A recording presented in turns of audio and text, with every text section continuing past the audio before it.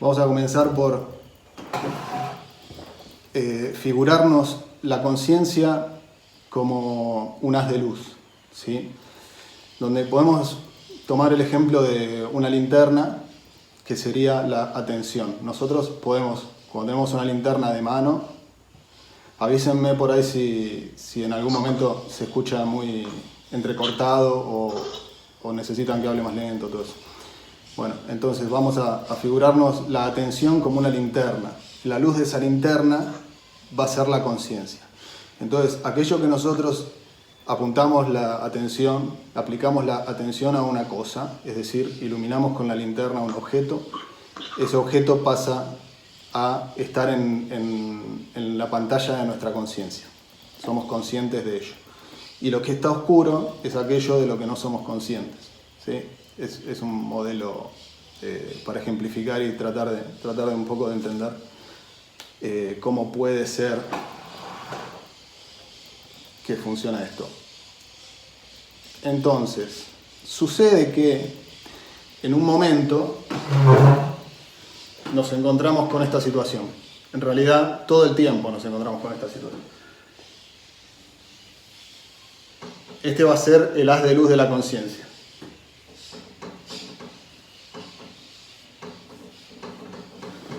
Y aquí aparece una idea, ¿sí? De golpe emerge una idea en la pantalla de nuestra conciencia.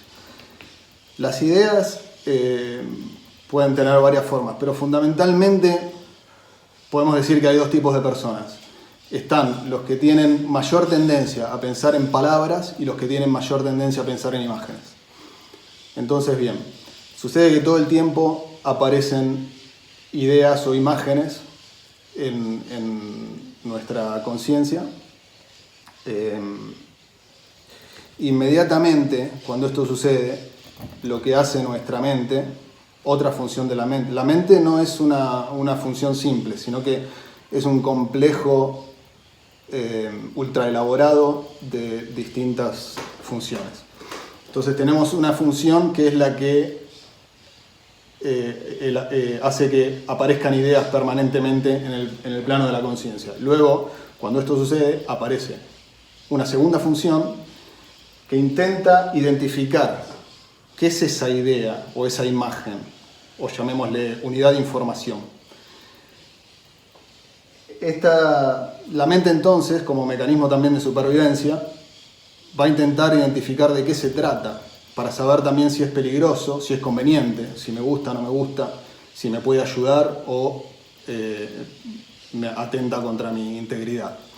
Entonces va a intentar identificarlo y darle valoración. ¿Cómo hace para identificarlo? Bueno, lo primero que va a hacer es tomar este concepto y buscar antecedentes.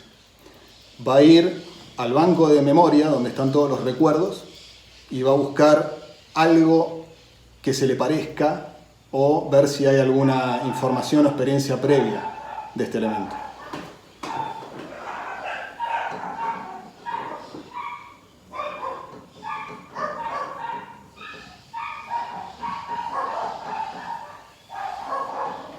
¿Sí? Lo lleva a la memoria, donde están organizados todos los recuerdos, y lo va a buscar. ¿A qué se parece esto? ¿Cuándo yo tuve experiencia con esto? ¿Fue una buena experiencia? ¿Fue una mala experiencia? ¿Sufrí peligro? ¿Me pasó algo malo? Bueno, todas esas cosas, ¿no? Entonces, acá se pone en activación un complejo donde también intervienen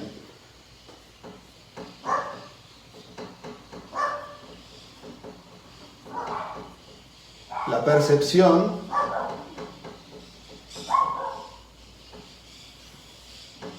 y también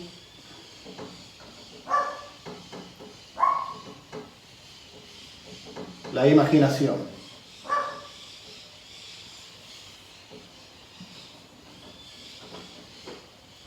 Todas estas funciones en combinación, cuando identifican ese elemento que está ahí, van a elaborar una idea contrapuesta a esta. Puede ser que elaboren una idea nueva o puede ser que lo que prevalezca sea un recuerdo determinado específico que está en el almacén. Lo importante es que esta idea que estaba acá la voy a poner acá. Y luego de este mecanismo de ida y vuelta que hace la mente, la nueva idea o el recuerdo, lo que sea, pero la nueva unidad de información va a pasar a ocupar el plano principal de la pantalla de la conciencia. Y ahora lo que tenemos en la mente es una idea distinta, pero que está relacionada de alguna forma con la anterior. Entonces la voy a poner acá. Es otra, pero está enganchada. Cuando la nueva idea ocupa ese lugar primordial en el plano de la conciencia, el mecanismo se repite. Entonces, nuevamente, la mente toma eso, lo lleva, busca con qué compararlo o con qué referirlo, genera algo nuevo y lo vuelve a traer. Y se pone acá. Y vuelve a suceder lo mismo. Y otra vez, y otra vez, y otra vez, y otra vez, y otra vez. Entonces cada idea va enganchada a la anterior. Tiene algo que ver con la anterior, pero es una idea distinta. Como los eslabones de una cadena. Son todos eslabones diferentes, pero están enganchados. Y a esto es a lo que le llamamos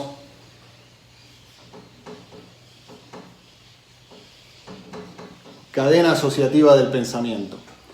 El pensamiento, normalmente cuando hablamos en lo cotidiano y decimos un pensamiento, muchas veces cuando tenemos una idea, nos referimos a esa idea como un pensamiento. El pensamiento en realidad es una sucesión de ideas que están relacionadas entre sí, de una manera como de cadena. Ok. Entonces,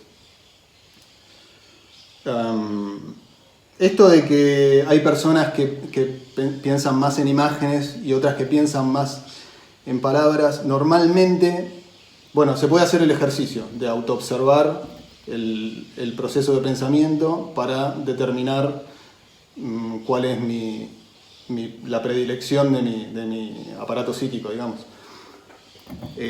Normalmente es muy fácil darse cuenta. A lo mejor hay personas que tienen una tendencia equitativamente de una u otra forma y es más difícil darse cuenta, no lo sé. Pero yo creo que la mayoría tenemos una tendencia más definida, ¿sí? Entonces,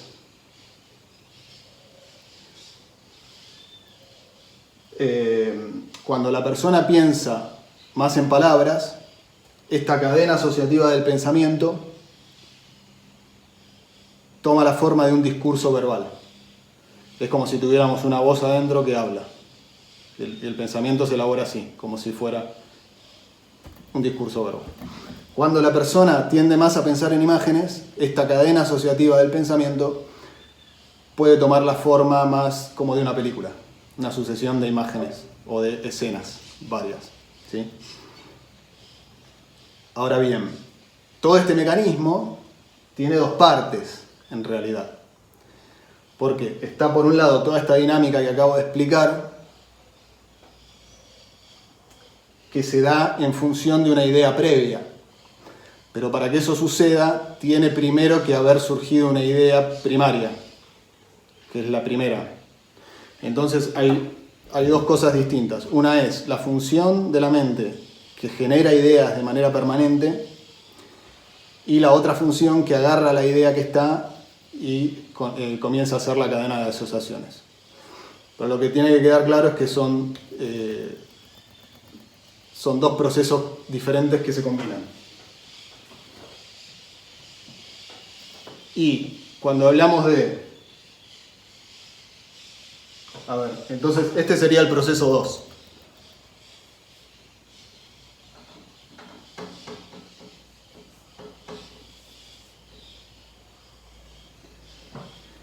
Y cuando hablamos de generación de ideas primarias, bueno, la pregunta es ¿de dónde vienen esas ideas? Hay tres fuentes posibles de la idea primaria. Y son estas tres. Puede ser que venga de la memoria, con lo cual estamos hablando de un recuerdo emergente. Puede ser que venga de la percepción, con lo cual conectamos con la percepción de la realidad externa y eso el cerebro lo convierte en un concepto inmediatamente y ese concepto tranquilamente y todo el tiempo sucede que deviene en una cadena asociativa de pensamiento. Y la tercera posibilidad es la imaginación. Podemos imaginar una cosa cualquiera y a partir de ahí desarrollar una cadena asociativa de pensamiento. Entonces esto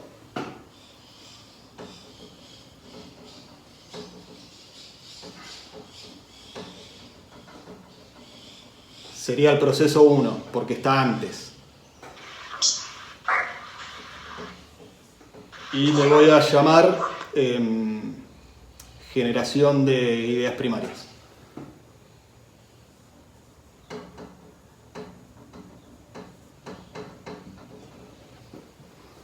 Entonces repito, una de estas tres funciones, o las tres, generan ideas primarias.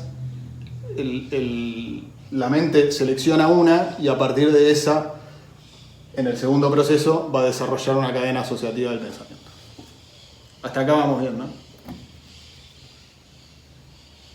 Nadie dice nada, así que asumo que vamos re bien. Bueno, ahora voy a hablar un poquitito de la percepción. Este es uno de los temas para mí más complejos, o que por ahí más me cuesta explicar.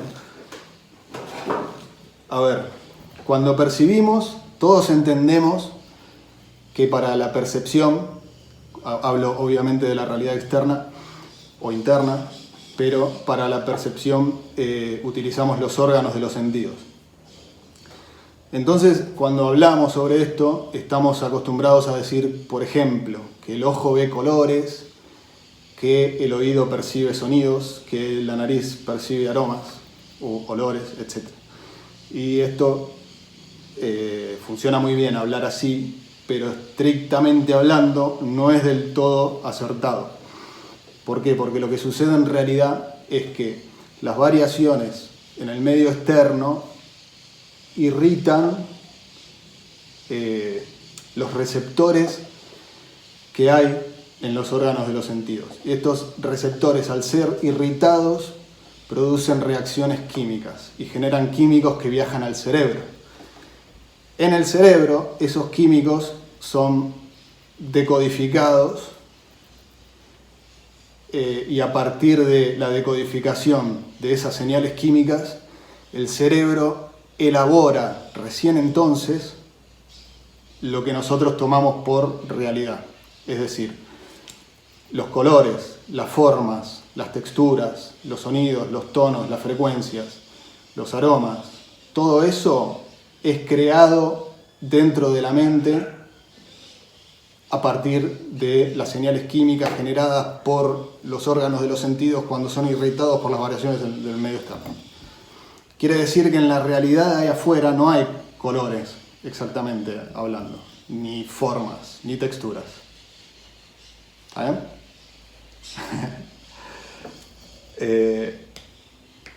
Bien. Entonces, y hay una cosa más que es importante y que creo que esto la ciencia lo descubrió hace muy poquito tiempo, porque obviamente todo este proceso de irritación de los receptores, tienen que viajar los químicos, ser receptados y transducidos y todo eso, elaborar una realidad que además sea compleja y coherente y que sea coherente entre sí y que coordine la información de los distintos receptores que tenemos. Todo eso lleva tiempo. Todo ese tiempo es una fracción de segundo, nada más. Pero, al parecer, para la naturaleza, esa fracción de segundo era demasiado cara en términos de supervivencia. No se podía permitir perder una fracción de segundo porque, en un caso eventual, esto podía representar un peligro demasiado grande frente a un predador, no sé.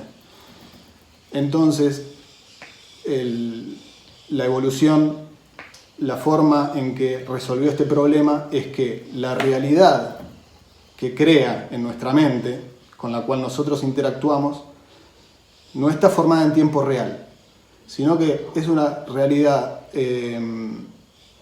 creada anticipadamente. Vamos a suponer, no me acuerdo exactamente el valor de tiempo que tarda todo el proceso, pero supongamos que es medio segundo. Entonces, el cerebro toma toda la información y con eso calcula cuál es la realidad más probable, cuál es el escenario más probable que tengamos dentro de medio segundo. Y eso es lo que nos da a la conciencia. ¿Ok? Porque de esa manera, bueno, es la forma que tiene de resolver el problema del delay que genera todo este mecanismo. Y minimizar el peligro. O tentativamente hacerlo. Bueno, esta era la parte que me preocupaba más que se entendiera y que fuera claro, porque es la que me resulta a mí más compleja. Entonces, la idea es más o menos así. La realidad que percibimos es una película elaborada a partir de experiencias previas, porque para determinar cualidades de forma, color, etc., vamos a buscar antecedentes, ¿no? Para saber qué es qué. El cerebro tiene que recurrir a todas las experiencias previas para identificar. Todo esto es aprendido, toda esta decodificación y generación de la realidad es algo que lo aprendemos. Cuando somos bebés y nacemos, al principio no tenemos una percepción ordenada de la realidad, sino que es algo que en los primeros 2 años de vida, creo, se va aprendiendo y complejizando y estructurando. Entonces, la realidad que percibimos es una película elaborada a partir de experiencias previas, creencias que también inciden y moldean, información externa de forma química, y todo eso sometido a un cálculo de probabilidad de escenarios posibles. ¿Estamos? Y de hecho, esta información que recibimos, la realidad externa que nos da esta información, sobre la cual elaboramos la representación que tenemos en la mente, es una realidad que no tiene forma en sí misma. La forma se la adjudicamos para darle coherencia. Pero, como decía antes, la forma, el color, las cualidades fenoménicas no están en la realidad. La realidad es algo más allá de la forma, que de alguna manera irrita a nuestros receptores.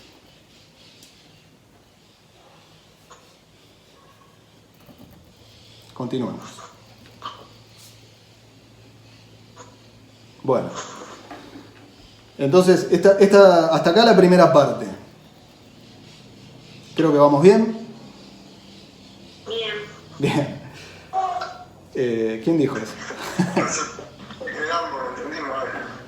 Es medio complejo, pero estuve investigando también un poquito y voy a decir que, por ejemplo, cada uno, por ahí los colores los vemos distintos, cosas así. Hay un factor de subjetividad, sí. Y también, bueno, según el aprendizaje, inciden las experiencias previas.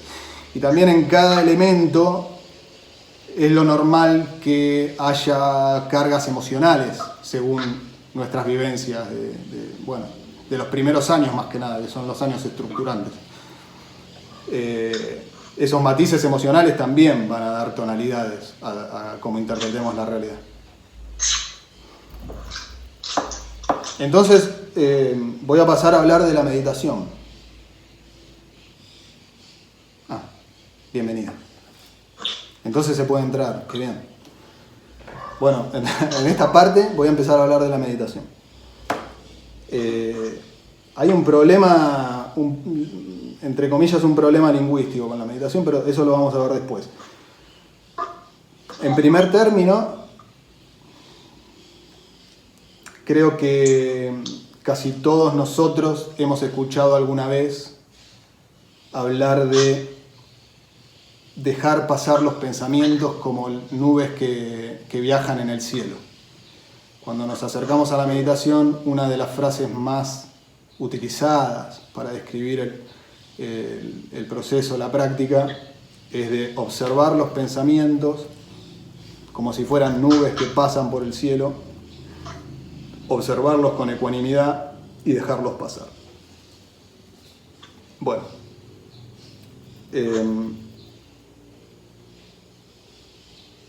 antes de eso, no, está bien, sigamos desde acá. Cuando hablamos de dejar pasar los pensamientos como nubes que viajan en el cielo, lo que estamos haciendo es intentar ubicar nuestra atención, aplicarla a este proceso, ¿sí? Observar cómo surgen las ideas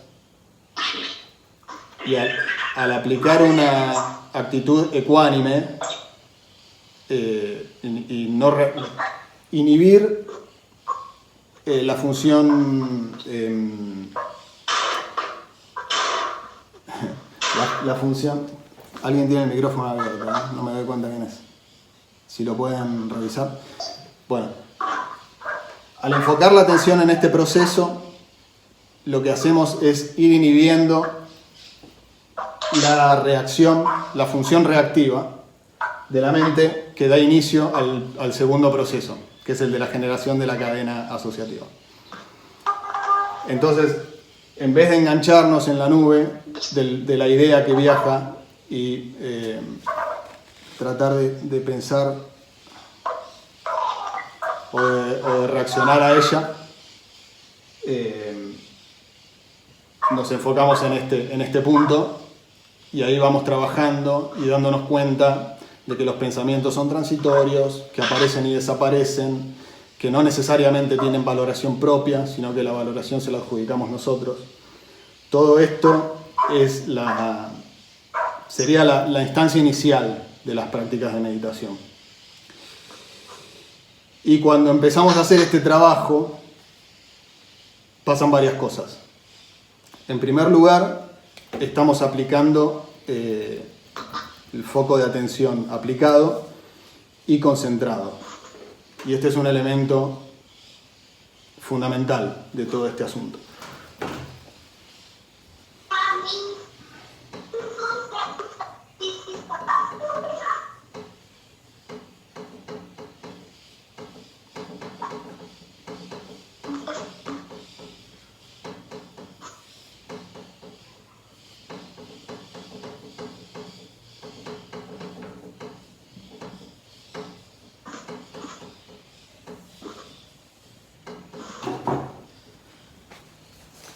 La concentración, que en sánscrito le llaman dharana,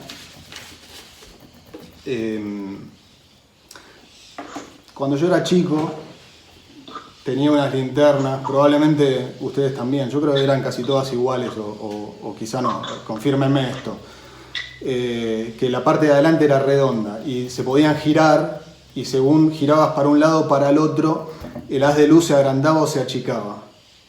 ¿Todos han visto este tipo de linterna? Era el tradicional, ¿no? Sí, listo. Bueno, ahora pasaba lo siguiente. Si vos agrandabas el área de luz, la intensidad de la luz disminuía, ¿sí? Porque la potencia del foco era la misma, solo que estaba más dispersa. Se llama dispersión de la luz. Ahora, si achicabas el área de enfoque, la luz se concentraba. ¿Sí? Exactamente lo mismo sucede con la atención. Si nosotros tratamos de prestar atención a muchas cosas, nuestra atención va a ser un poco más pobre y cuanto más la concentramos va a ser más incisiva, pero el área va a ser menor. Entonces, cuando empezamos a hacer este tipo de ejercicios, lo que empieza a suceder es que comenzamos a ejercitar la función de la concentración de la atención. ¿Okay? Eso es cosa 1. Y de hecho hace falta una capacidad de concentración mínima como para poder hacer este ejercicio, de observar las nubes, observar las ideas como nubes que viajan en el cielo, y quienes ya lo han probado, creo que la mayoría aquí, indudablemente todos tenemos la experiencia de a cada rato darnos cuenta de que estamos absorbidos por una cadena asociativa del pensamiento y decimos, uy, ¿en qué momento? Y volvemos a prestar atención a la generación de ideas primarias. Volvemos a las nubes que pasan por el cielo. Y al rato, otra vez, cuando nos queremos dar cuenta, uy, me enganché en un pensamiento y generé una nueva cadena asociativa. Bueno, voy a volver al foco de atención, a la respiración, a la sensación en las manos, al conteo de las respiraciones, al koan, bueno, a lo que sea que cada uno esté trabajando.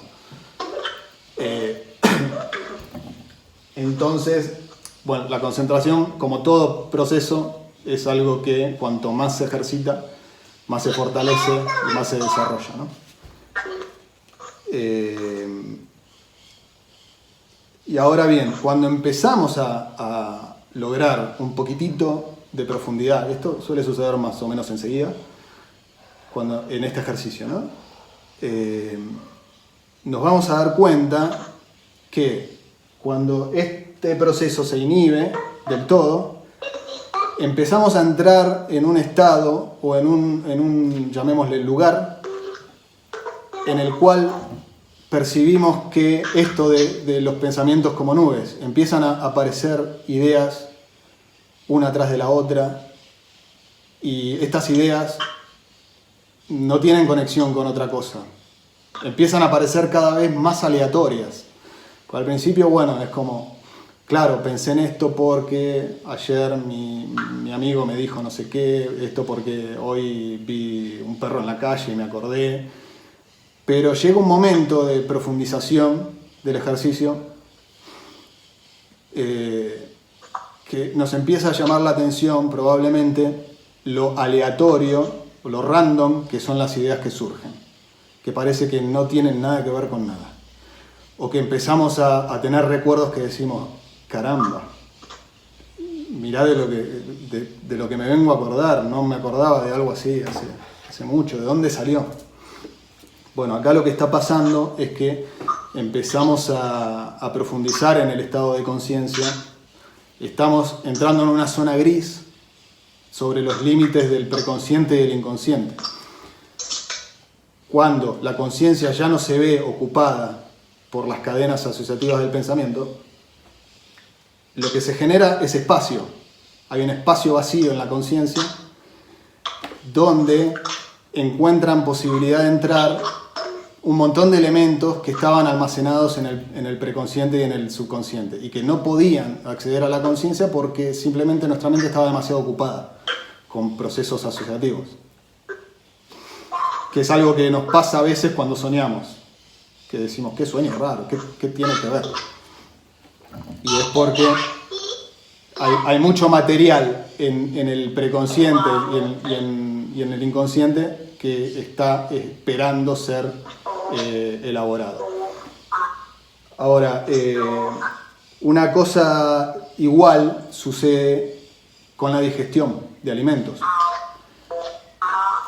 Cuando comemos, el cuerpo va tramitando, elaborando y digiriendo las cosas, y lo que normalmente sucede es que cuando terminamos de digerir lo que habíamos comido, volvemos a comer, porque es más o menos lo que tarda el proceso digestivo, son los espacios que tenemos entre comidas. Entonces, cuando hacemos un ayuno, ya sea prolongado o intermitente, al finalizar un proceso digestivo y no tener una no ingesta, el cuerpo se encuentra con que tiene energía y lugar disponible para gestionar y darle tratamiento a un montón de sustancias, toxinas o nutrientes también, que estaban pendientes o que habían quedado a veces durante meses en el organismo y el cuerpo no los podía tramitar porque estaba demasiado ocupado haciendo digestión casi permanente. Por eso, todo ayuno tiene una función desintoxicante, pero también sucede que ese proceso de desintoxicación, hay momentos donde se siente muy bien y hay momentos donde no. Y lo mismo sucede con el aparato psíquico. Es exactamente igual. Y sobre todo cuando hacemos esta práctica de meditación de manera prolongada en el sentido de constante, de practicar todos los días, por ejemplo, al menos 20 o 30 minutos por día. Vamos a empezar un proceso muchas veces de recapitulación y de elaboración de un montón de elementos que estaban desde antes y que estábamos demasiado ocupados para poder tramitarlos. Y bueno, es una experiencia muy común para muchos practicantes que comienzan una práctica constante de meditación, y es un proceso que además puede durar por lo menos un año o a veces más, donde van a decir, mirá, estoy haciendo cualquier cosa, es decir, esto que estoy describiendo no es que sucede durante la meditación, ya cuando la meditación es cotidiana, a lo largo del día, en momentos cualquiera, nos encontramos que nos vienen recuerdos que decimos, qué curioso, ¿dónde estaba esto? Y bien, acá en relación con esto, sí. Yo tengo una duda, por ejemplo, cuando tenemos recuerdos que nos vienen a la mente, que ya no los queremos, por ejemplo, ¿hay alguna forma de evitarlo o algo por la meditación o algo? Por ejemplo, recuerdos que no tenemos, que hemos pasado mal, cosas así, o no sé, como para poder superarlo y bueno, avanzar, ¿no? La única forma de superar las emociones y los recuerdos con carga emocional displacentera es atravesarlos. Hay técnicas más específicas que las podemos hablar en otro momento, pero que consisten simplemente en darles la bienvenida y agradecerlos. Lo podemos ver más en detalle después. Pero si justamente hay un rechazo con ese recuerdo, esa es la dificultad de que el recuerdo no pueda terminar de ser elaborado, ¿sí? Esto ya creo que es una pregunta que entra más en la segunda parte del Teisho, que probablemente va a ser la semana que viene, que voy a tratar más la parte de las cosas emocionales y eso.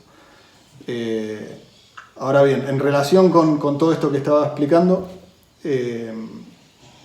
el psicoanálisis, Freud, en un momento habla del concepto de duelo. Y el concepto de duelo para el psicoanálisis consiste en que cuando, bueno, es más fácil de entenderlo cuando se fallece una persona que es muy cercana a nosotros o muy significativa,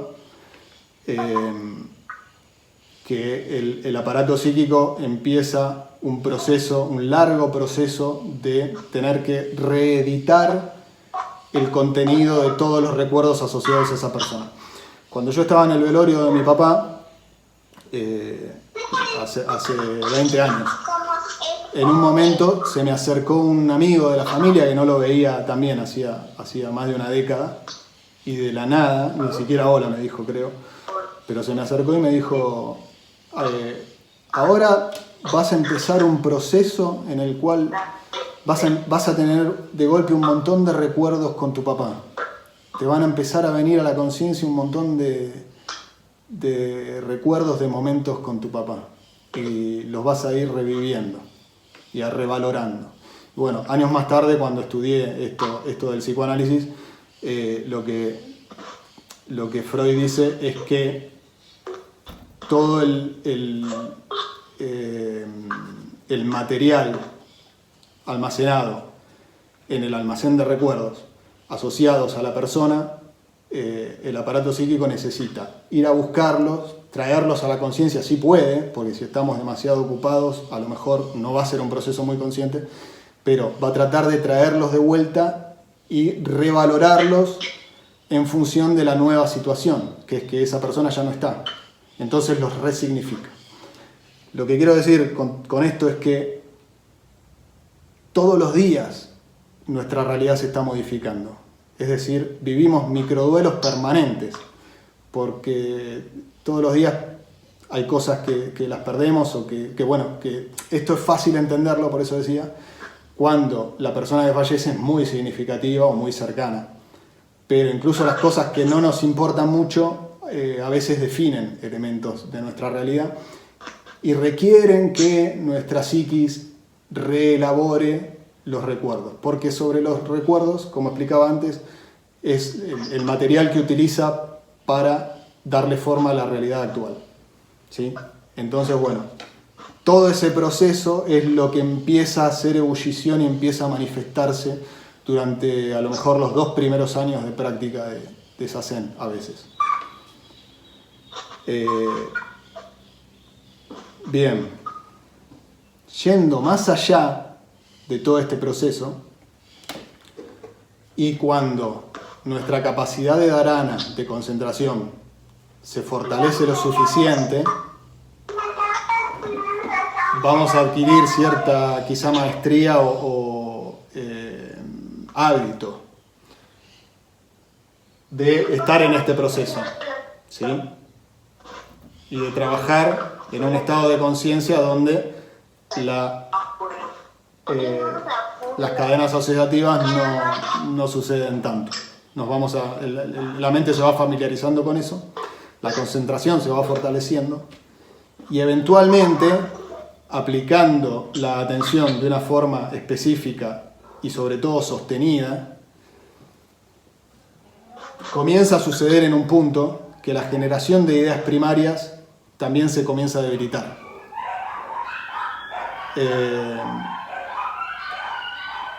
Y empezamos a experimentar que cada vez hay menos nubes en el cielo.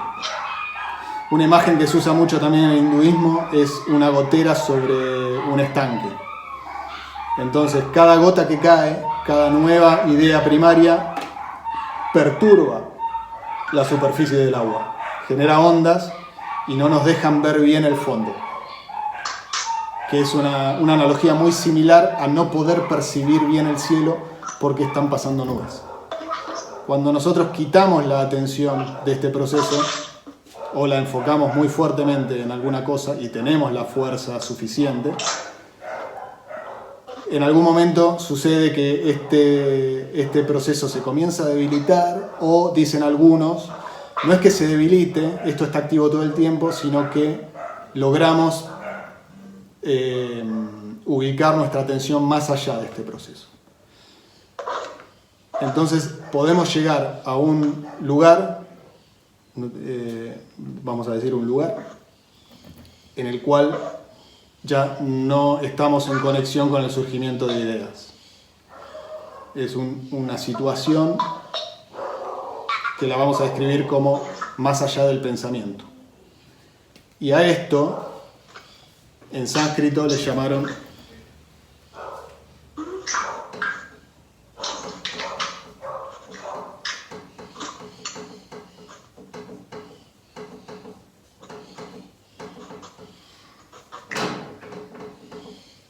dhyana.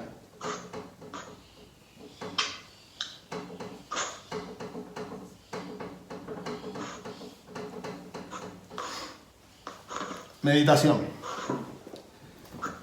Normalmente cuando nosotros hablamos de meditación nos referimos a un ejercicio o a una práctica, pero realmente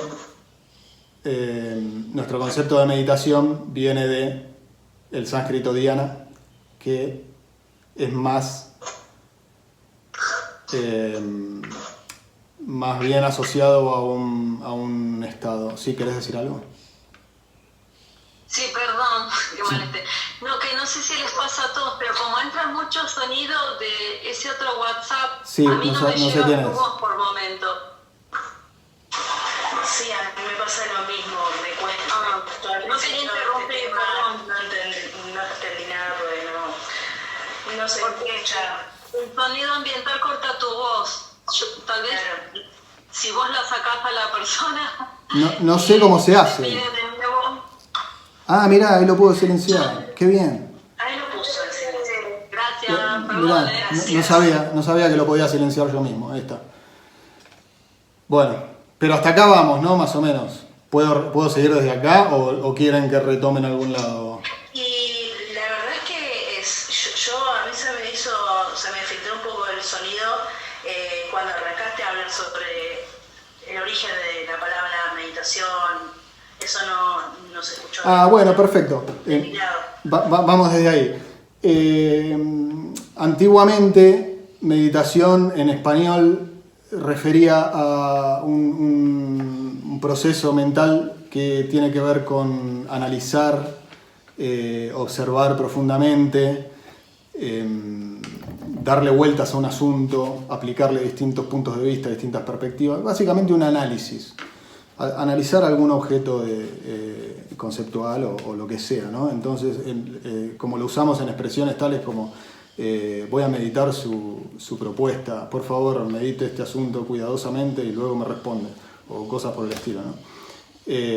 Ahora bien, cuando empieza a darse el acercamiento entre Oriente y Occidente, no sé, deben hacer 2 siglos más o menos que este proceso se fortaleció, pero nos pasó a los occidentales y probablemente a los orientales también, que muchísimos conceptos que tenían en Oriente acá no existían, entonces no teníamos palabras para referirnos a ellos. Y al dhyana le llamaron meditación. Entonces, cuando realmente es un estado más allá del pensamiento, o sea, es casi el significado opuesto al que tenía. Ahora, si buscamos meditación en el diccionario, nos aparece que tiene estos 2 significados. Uno es como práctica espiritual y el otro es como analizar y pensar sobre algo en profundidad. Pero bien, ahora obviamente nosotros nos estamos refiriendo a esto de la meditación como ejercicio que nos encanta mucho. Y otra cosa, el término dhyana, que es en sánscrito, en pali, que es el idioma de Nepal, que se hablaba en el momento en el que estaba vivo el Buda histórico, se dice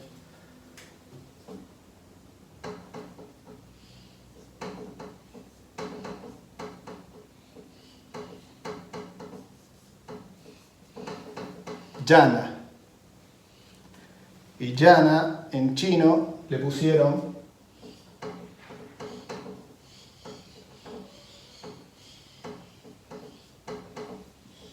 channa. Y chana en Japón pasó a ser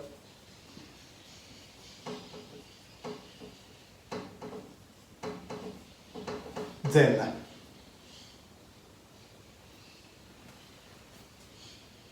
Y de acá sale zen.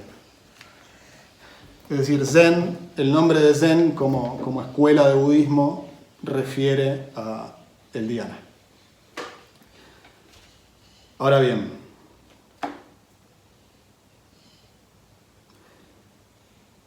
cuando llegamos a este punto y a través de la práctica sostenida, el estado de dhyana se cultiva, se ejercita y se fortalece. Esto es algo bastante natural, esta progresión. Si utilizamos la atención y la aplicamos a un punto, a un objeto específico, de manera sostenida y concentrada, naturalmente va a producir un estado de dhyana. ¿Sí? Porque la atención enfocada ahí no está puesta en esto. Entonces esto simplemente se va diluyendo. Porque esto sucede porque recibe atención. Si no, ya vamos dejando de percibir esto. Y naturalmente la progresión es que vamos a ir al... ¿Dónde estoy? Ahí. Al dhyana. Y si habitamos el dhyana, lo sostenemos, lo ejercitamos, lo fortalecemos, lo cultivamos, eso naturalmente nos va a llevar a un estado que ellos llaman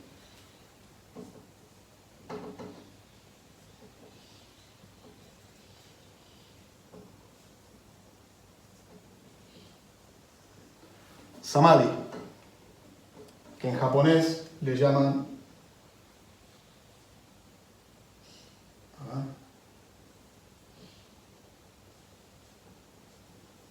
Zammai. Y en español no tiene traducción. Yo le llamo un tipo de trance.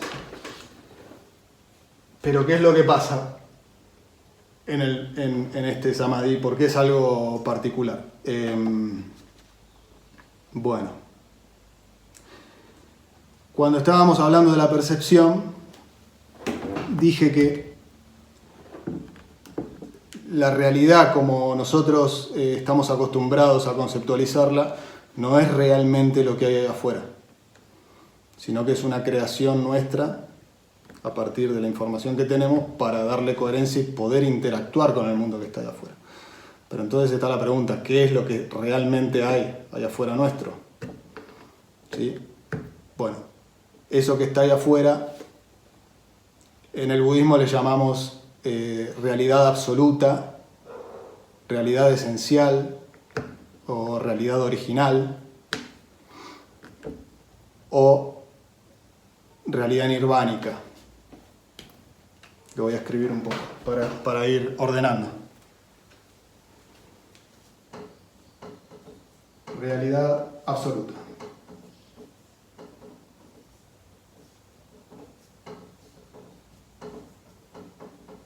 O nirvánica.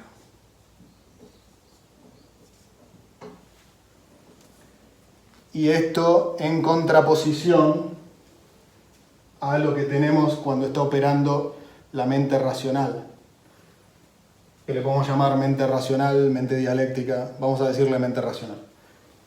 Y aquí estamos con nuestra conciencia establecida en la realidad. Vamos a ponerlo.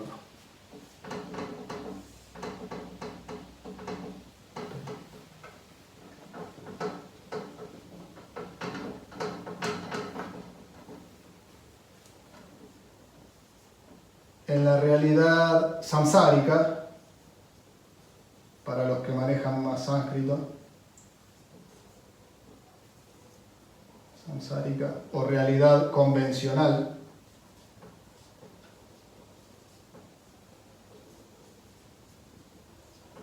o realidad ordinaria, le podemos decir, o una buena forma de llamarlo es conceptual, o incluso dialéctica. Otra muy útil es fenoménica.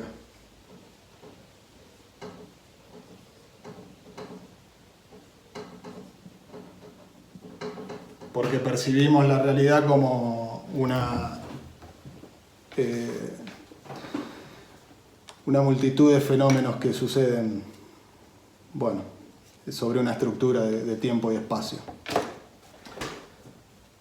Cuando todo eso, tanto los fenómenos como la estructura subyacente, acá no están. Son elaborados por la mente, repito, para poder darle coherencia y poder interactuar con ello. Pero tiempo y espacio también, que es la trama sobre la cual se estructura la realidad, es también una estructura elaborada por nuestra mente, en función de, por ejemplo, la percepción de los sonidos es lo que primeramente determina nuestra sensación de tiempo, donde vamos a percibir una cualidad de los sonidos como frecuencia y a partir de ahí establecemos la estructura del tiempo sobre la cual construimos todo el resto de los fenómenos, etc. Pero todo eso en la realidad absoluta no está. Esto lo aprendimos a hacer. Y el samadhi lo podemos definir como un estado en el cual la conciencia se establece en la realidad absoluta, que no la percepción, sino vamos a decir que el ser, cuando estamos en samadhi, el ser conecta con una conciencia profunda u original. En el Zen se habla mucho de la mente original, tiene que ver con esto, que es la mente de cuando nacemos, antes de que se estructure el aparato psíquico. Y esa mente original está en conexión con la realidad absoluta. ¿sí? Antes de aprender y elaborar todo esto. Ahora bien, cuando hablamos de esto, parecería, porque de alguna forma hay que hablar, entonces da la impresión, necesariamente, de que realidad fenoménica y realidad absoluta se contraponen. Pero no es exactamente así. Lo que dicen los maestros del Zen es que estas dos realidades, en realidad, no es que sucedan simultáneamente, sino que son la misma cosa, en definitiva. Y esa realización llega a partir del cultivo, el ejercicio y el desarrollo del samadhi. Cuando uno fortalece el samadhi lo suficiente, en algún momento estas dos realidades colapsan en una sola, y ese momento recibe el nombre de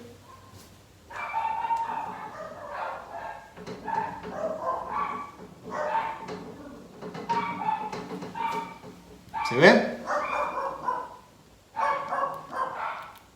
Bodhi. En japonés, una de las formas de llamarlo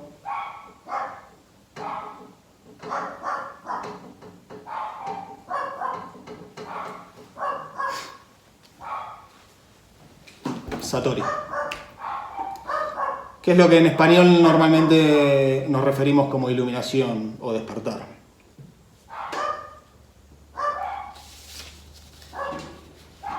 Y vuelvo a repetir para que esto quede enfatizado. Esta progresión de estados es natural. De manera natural, el profundizar en el dharana va a dar como resultado el dhyana va a resultar en samadhi, y el samadhi, la progresión natural es que se transforme en algún momento o resulte en la iluminación. Bueno, entonces hasta acá es lo que quería compartir con ustedes. Voy a largar unas preguntas a modo de tratar de delinear un eje temático para el miércoles que viene, que vamos a tratar un poco más de qué es el yo, qué es la identidad, cómo se elabora, qué tiene que ver con todo esto.